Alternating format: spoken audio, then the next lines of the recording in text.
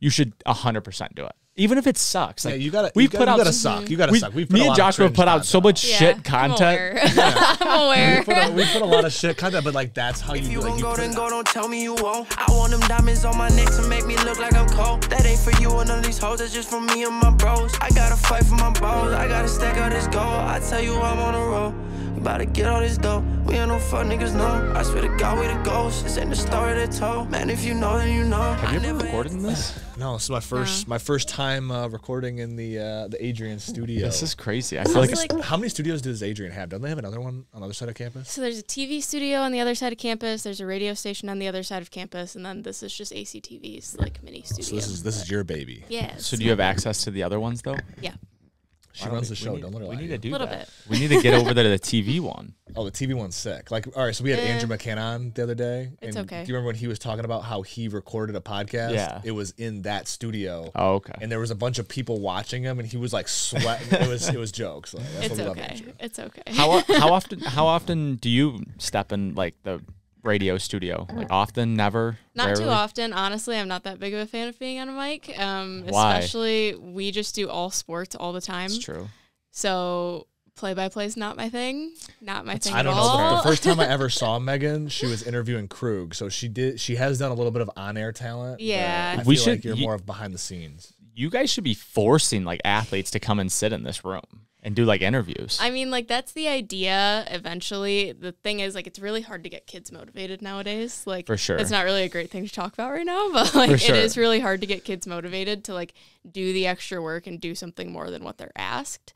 So not many kids are like, oh, I want to start a podcast, and then they actually do it. It's not even like starting a podcast. Like, I don't think you start it like that. It's more so you should come on and like get better at talking on a microphone and in front of a camera. Like, it's just like public speaking. Like it was like the thing in college, right? I took a public speaking class and I was like, fuck, I don't want to take the public speaking class, but I like was going to work really hard at it. And ever since I took that class, I've always been like, okay, like that was actually like kind of fun. Like when you write a speech and practice it and you actually come prepared, it's nice. And it's just like podcasting and being on video. Like it takes time. It's good practice, but like to have this type of setup and not use it, like I'm sitting in my head, I'm like, man, at Eastern, did they have this setup? I'm like, bro, I just threw away 3 years to not use this equipment. Listen, athletes need some PR practice because we interviewed some of the boys, like some of the hockey guys. They're awful. And they were there was like, I mean, Sorry, like love 80, you guys. It's awful. 80% of them, I was like, oh my gosh, did they even pass a class here? No. And then there's like a freshman rolls in and he's like fucking dialed in and he's like talking. I'm like, bro, the freshman just had the best interview out of all the guys. Listen, you could definitely tell why Adrian's good at hockey, that they only think about hockey. Yeah. There's some hockey players. I'll admit, though, they're not bad. Usually, like, so this year, it's kind of like up to the students of what we do and how much we do, like, sideline-based, interview-based, podcast-based, just extra things besides just the, like, athletic broadcast. It kind of depends on if the students are interested in it, if they want to do it. In past years, like, when you played hockey here, we always had sideline reporters. Remember, like, we'd grab you guys, like, between periods, and, like, I would be the grabber because I knew everyone. Yeah. But we'd grab you guys between periods, and we'd do, like, period updates, and we'd have a sideline reporter just ask, like, 3 or 4 questions, and then they were free to go to the locker room. So, like, we used to do that. You don't do it anymore? This year, we didn't have a student that wanted to do sideline reporting. So it depends on, like, that is who so we have cool. available that wants to do things. But that is so cool. Yeah, and it's really cool That's to, like, crazy. be able to do that, but, like, I'm also not going to force a kid to do something Is that it they like a don't want to paid do. thing? Do they like, is it paid credit? Like, how does that work? Are you guys like, oh, hey, like we're paying you to work? Or is it like, hey, no, you need credit, or like you need so many hours to like work so you can get a job later? Is that like So we've got about 26 kids on staff. 26 kids and not one want to do sideline? Yeah. Yeah, you should have Bro, forced what them. are you should have what forced are they them. fucking doing? Like, Well, it depends on, like, we have about 20 kids on staff just because we'll usually only have on average about 6 available a weekend because people go home every couple weekends, right? Yeah. And all of our events are on weekends. True. So with that being said, like hockey especially, we've got 3 people running camera, 1 person running a computer, 2 people on air, 1 person running a switcher, and then it's like, oh, does someone want to do sideline? Yeah. Because now that's the fun extra. We have to make sure that all of our bases are covered to run the broadcast first. Yeah. And then it's those extra things that people want to do. Got it. Megan, appreciate you having us out on the show. So kind of get into some background for obviously the people listening or watching. Megan was somebody who we relied on early on in our like content creation game to like kind of give us our game. She's the beginning of it. She's our like professional critique For sure. She always had something to like say about it, and we needed it. But We still do. Yeah, for sure, of course. We have a lot of room to grow. But kind of talk about what you've done to like be in the position you are today. Obviously, you're running Adrian College. Give a little TV. background. Yeah, as but well. give a little background. Like where you started, because like you kind of like. I got a unique story. Yeah. Definitely. Yeah, I want to hear it. Okay, so basically, grew up middle of nowhere, like Hanover, Michigan. Don't know if you know where that is. I don't even know where that's It's at. like 45 minutes away from here, Jackson area. Okay. Like I live by Amish guys. Like they're taking over our little neighborhood, middle of nowhere, corn country, where it started. So from there, I grew up with an older brother. Like you definitely understand growing up with older brothers. You're kind of in the shadow a little bit, so it's weird. But eventually I kind of started to get a little bit creative. My family, like, no one was really creative whatsoever. I think my dad did photography when he was younger, but it wasn't really something that was, like, important to our families a lot. Yeah, most people don't. Yeah, it's just something that, like, a lot of people take for granted. But once I got older, I actually, like, I laugh about it because, like, I can't draw stick figures. I just can't do it. Right. Yeah. Not that type of creative. Yeah. Doesn't work. But once I was in high school, I started going to the Jackson Area Career Center. I originally didn't even want to do the visual communications program. Ended up doing it, ended up thriving in that program completely. I got 2 Adobe certifications by the time I was done. So when I was 16, I was certified in Photoshop and Illustrator by the time I graduated high school with about 26 college credits under my belt. So that really good. Yeah. helped out a ton. I came to Adrian. I didn't even work for ACTV my first semester, actually. But when I first got to ACTV my second semester, I was in the comm program. I double majored with graphic design. When I first got to ACTV, it was really like, it was one camera, usually not even an announcer, like very bare minimum. It's what you see across most Division 3s. It's come a long way. Yep. So it's grown so much. Like I think we had about like 6 or 7 kids on staff. And like I just said, going up to like 24, 25 is insane. Yeah. Like I never would have imagined that. Absolutely. And it was only in like a 2-year turnaround. So I was still a student at the time. It was the end of my first year. That summer, the person that was the director of ACTV had left, and we brought in someone else. Right. The person that got brought in was actually someone that I was doing my summer internship with out at JTV in Jackson. So he came in and he was like, Megan, like I need you to kind of like show me the ropes and the people a little bit. Yeah. Since I was already there, I spent the summer with him. I came in and I was automatically in a 20-hour position. So what we do is all of our students have about 6-hour positions. They work about 2 games a week. And then we have 2 students that are actual part-time employees at the college. Right. And they work 20 hours a week. And they do like most of our scheduling. They're kind of like our runners for our broadcast. They like get that like really hard experience of really being in the depths of what you see behind our broadcasts, right? They're actually get to see what's behind the curtain. What's behind the curtain a little bit. Yeah. Rather than kind of just showing up and working it. They see the setup, the tear down, etc. So then for my second 2 years here, I was that student director position. We had another director changeover, and then it was the same thing, kind of like guide them into what they're doing. So then once I graduated, I actually worked over in admissions for a year to kind of like save my spot here. Right. And then once that person kind of reached their cap on when they wanted to leave and their timeline was done, they brought me in to take over full time, and it's been insane since then. I think I came in last May, so it's like a full year under my belt. It's super awesome. So you've been here for a year. Yep. One, are you the first woman that's ever taken this role? Okay. Yep. I saw that. Yeah. That's pretty impressive. That's impressive. One. And I was gonna say, so you kind of said everyone kind of like runs their race here. Mm-hmm. Where do you kind of see it going for you? Like, do you like, I got a couple more years here? Are you like, I'm almost tapped out? Like, I'm ready for the next adventure. Like, what's on your plate? Yeah, for me, I mean, as a resume builder, like it's never going to hurt to have a couple years of being a director on your resume. I mean, you can't You're also make that still up super anywhere young, else. You too. can't. Yeah, I'm super young. Like I graduated early. Like it's weird. Some of my kids like that are on my staff that are graduating this week are older than me. Yeah. And it's really awkward. Like I've been out of school for 2 years, and then it's especially like the hockey guys. That's funny. Yep. I always think about like out of school, right? And I graduated, I think, in 2021, but it took me like a semester longer because I got drafted after my junior year. It feels like I've been out of school for like 10 years. I know. Yeah. And it's been literally like 2.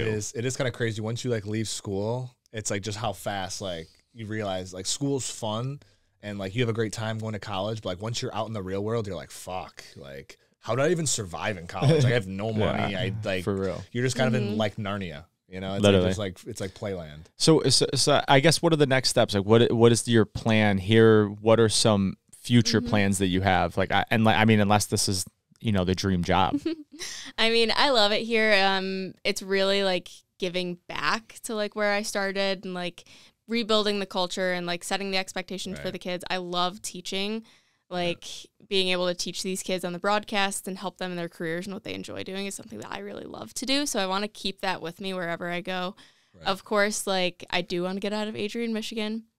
Eventually. Love the college. Yeah, of course. Adrian, Michigan, not a very thriving place. Of course. But I think I'm going to be here for about two, maybe 3 or 4 more years, depending financially on kind of where I'm at.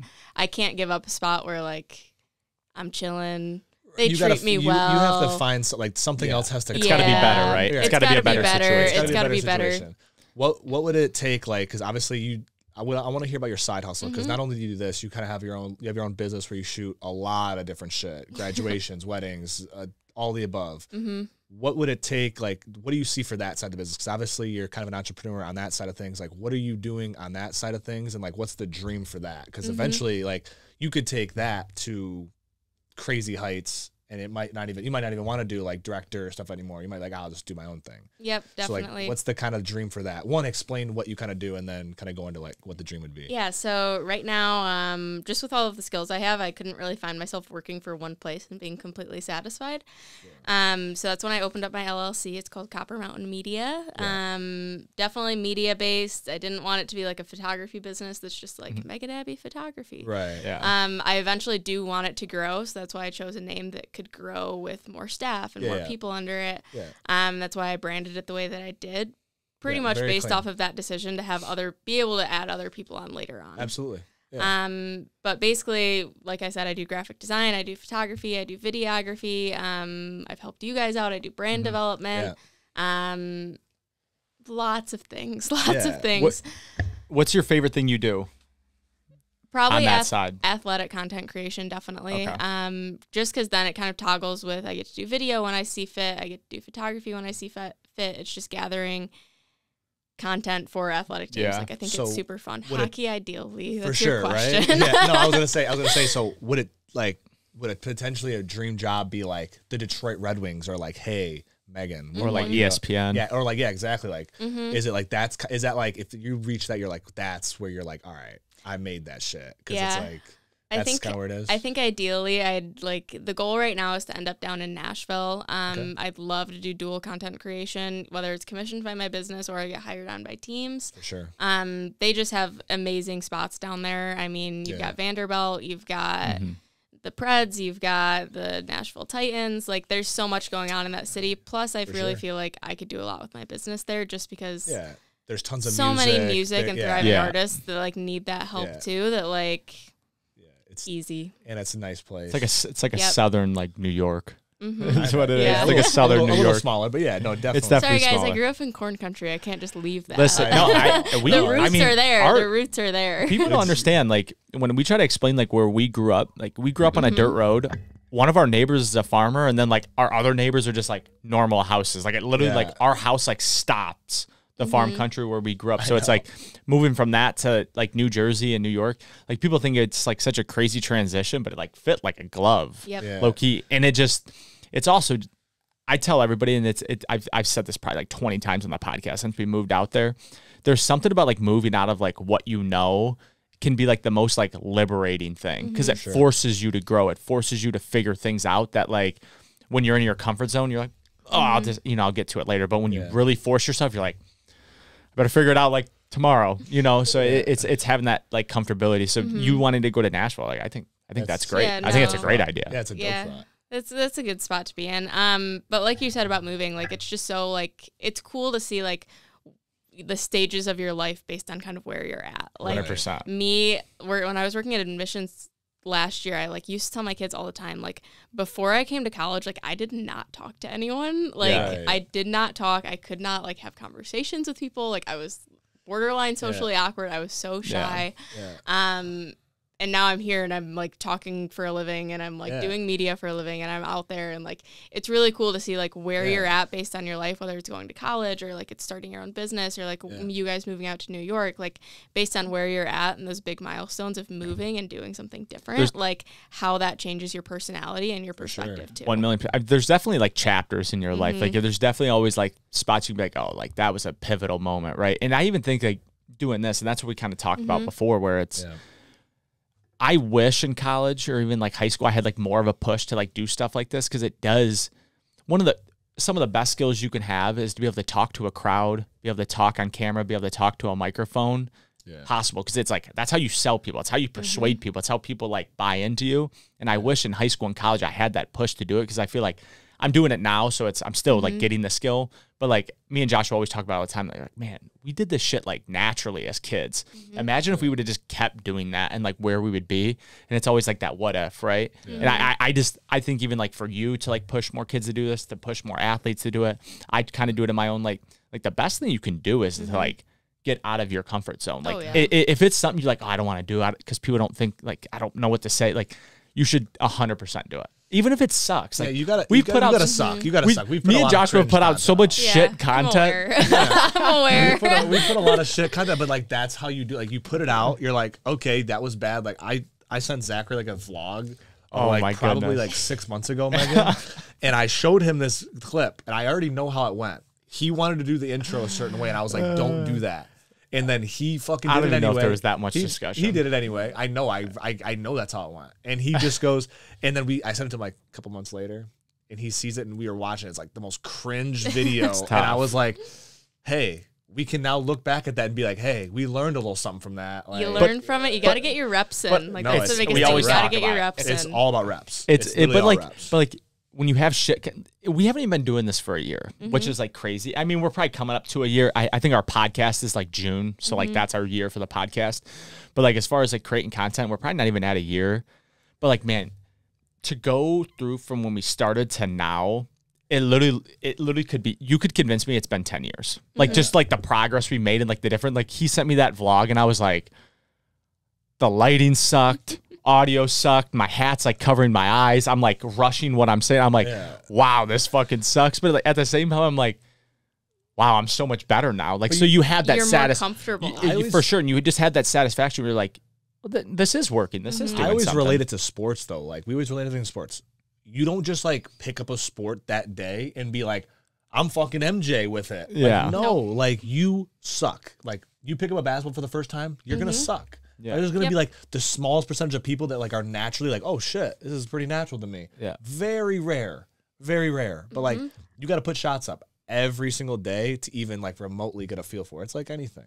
Is there a consistent podcast here at Adrian? I don't think so at the moment. Wow. We've had a couple and they've kind of dropped off. Is Copper Mountain going to have one? I don't know. They just Copper Mountain's not a big like podcast thing. But I know, but I don't feel like it is. But who knows? But I think podcast is great. You could give like a 10-minute one time a month, just giving the tea on what you're learning. More than once a month. I know, but like you just start. Hey, it's somewhere, you know. I know. People would listen. I'm doing more like reels. Reels are coming, like the voiceovers of the reels, like those are for sure. Those are coming. It's summertime. We got time now, but for sure. For the school, like as like a focus. I mean, like pre-COVID, they used to do Coaches Corner, where they'd bring coaches on and they'd kind of do a booth every week. You remember it? I remember that. I think was that your senior year or junior year? Yeah, it was senior year, I think. They did it for a while. I don't know. I do remember that though. And then after that, last year they kind of did like it. They called it the ACTV's Day Off, which was. I thought it was a little bit odd. Don't tell them I said that. They pretty much they would like come in the booth. It was like borderline a 5-minute podcast once a week on Mondays where there were no streams. It was kind of a struggle to get people in here and come up with ideas, because that is like everyone's one day off. Like we got streams going. There's 52 athletic teams here, guys. It's all it's all sports. It's literally all sports for sure. So with that being said, like it's hard to get people in here like on that one day and be like, okay, like let's sit down and actually make something like big, nice, and genuine, because everyone's kind of like checked out. Yeah, sure. You need someone like me and Joshua, like a duo that wants to podcast. I'm looking at this room and we're in this beautiful ACTV radio. What is this? The radio? We call it the podcast. Yeah, the video house, whatever you want to call it. Like, man, there's so much like good shit in here. Like, how could you not want to use this? And I think just most people, it always comes back to, I think people are scared to do it. For sure. I think people don't know what to talk about. And it's just like, man, we need to get kids in here. Like, utilize this, because it's like me and Joshua, like, we're coming at you from a different perspective where it's like, we wish we had this type of setup. Listen, it all starts. Listen, everything is always after the fact. Like, of course, if you have it, sometimes you're like, oh, bro, if I got it, it's like you just don't care about it. It's like the people that don't have it that are like, fuck, dude, I wish I had that. I wish I could do that. It's just like anything.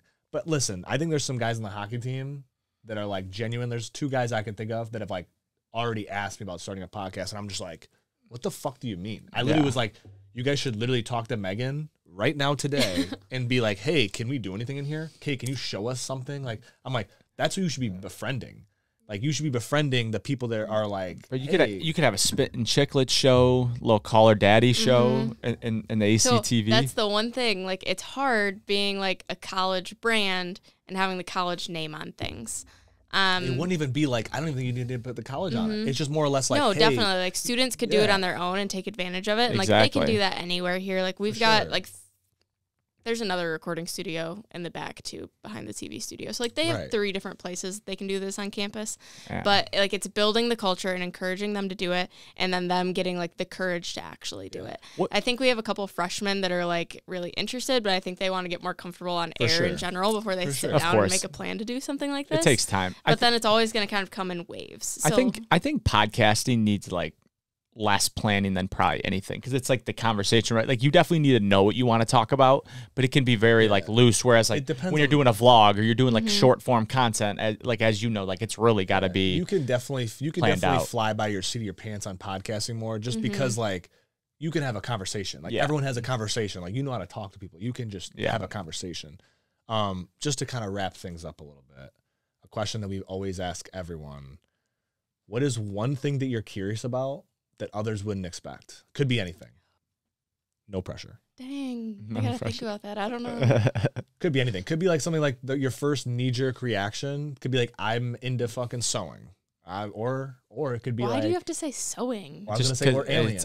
It's out of nowhere. It could be anything. You'd be like, I don't think aliens are real. You know? It could be anything. But aliens are for sure real, so...